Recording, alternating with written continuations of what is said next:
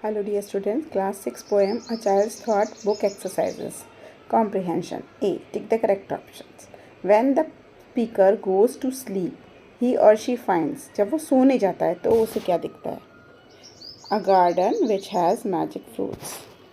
By castle frown, the speaker means that the castle was looked imposing and threatening. B option. Answer these questions. What are the things the speaker sees when he or she goes to bed? Answer है when the speaker goes to bed, he or she sees pictures of castles, dragons crawling around, magical fruits are found, fair ladies who are imprisoned in tower or lost in the magical garden, gallant horsemen riding by the streams. तो ये सब चीज़ें वो देखता है जब वो सोने जाता है. Question 2 says, I seek in vain. What does the poet seek? क्या seek करता है वो? The speaker seeks the magic land. The speaker seeks the magical land. B. When did the speaker seek it? The speaker seeks it when he, यहाँ पे आप slash लगा दो, when he or she wakes up at 7 in the morning. कब miss करता है उन्हें, कब उन्हें ढूंढता है या कब उन्हें नहीं पाता है? जब वो सुबह 7 बजे उठता है.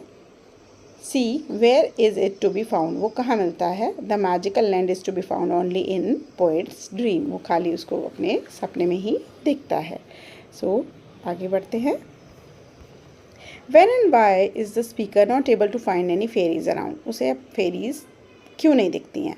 The speaker is not able to find any fairies around when he wakes up at 7 in the morning because he is no more in the land of dreams. He is awake now. क्योंकि अब वो सपनों की दुनिया में नहीं है और फेरीज हमेशा सपनों की दुनिया में होती है. वो अब जागा हुआ है.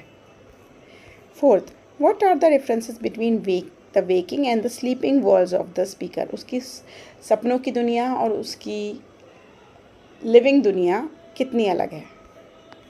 The sleeping world of speaker seems to be much interesting.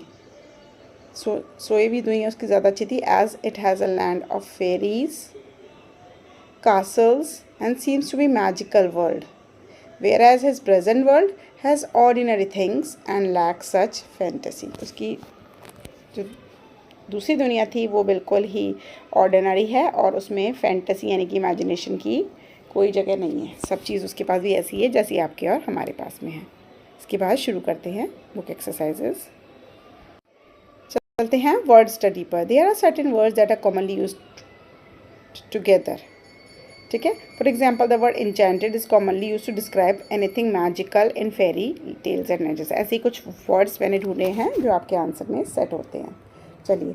Identify words from the poem that are commonly used with the underline words.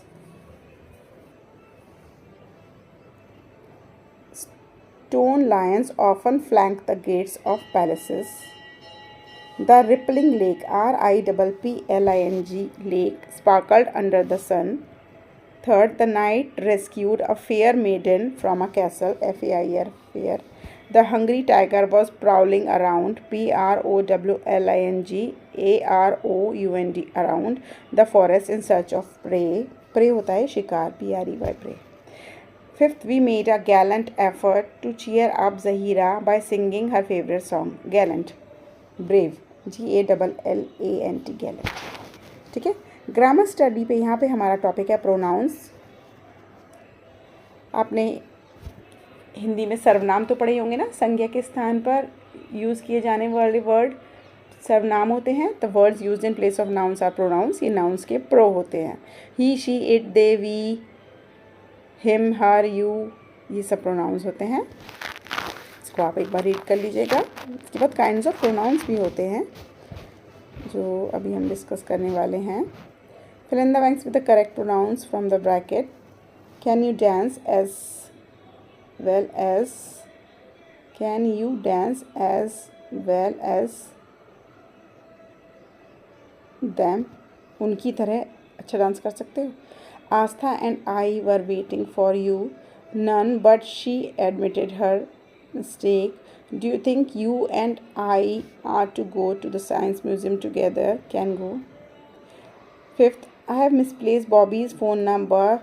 How do I contact him? 6. I was rather late at night when they drove back home.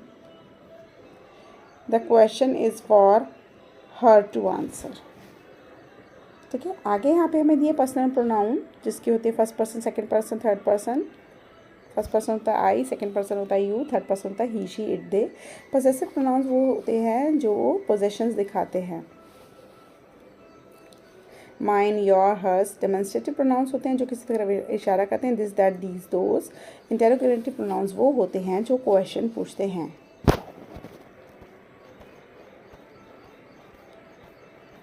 Relative pronouns बीच में आते हैं sentence के, this is the person who lost the match.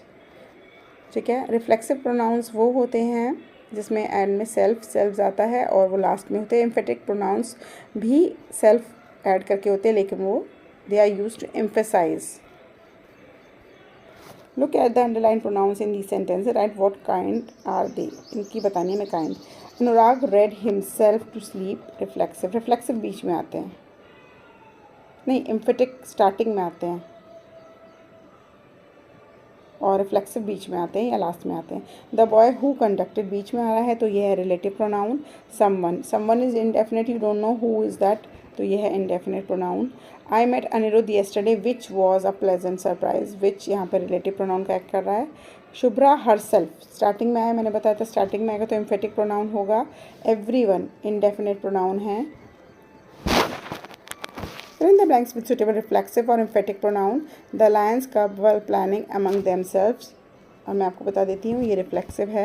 The children themselves, it is emphatic, मैंने बताया था शुरू में आते हैं। Organize the cleanliness drive in their neighborhood. पूर्वी was practicing on the stage by herself. Reflexive pronoun है। दो Bishnupur, this is emphatic, is a small town. It is well known for its terracotta work. We ourselves फिर से emphatic है, starting में आ रहा है। Have to arrange the musical programme.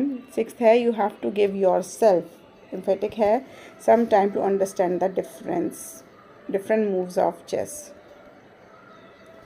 Poem की बुक एक्सरसाइजेज हो गई हैं। एक्सप्लेनेशन मैंने बहुत बढ़िया किया है, ज़रूर वीडियो देखिएगा, बहुत जल्दी लेके आऊँगी आपके लिए समरी। Bye bye.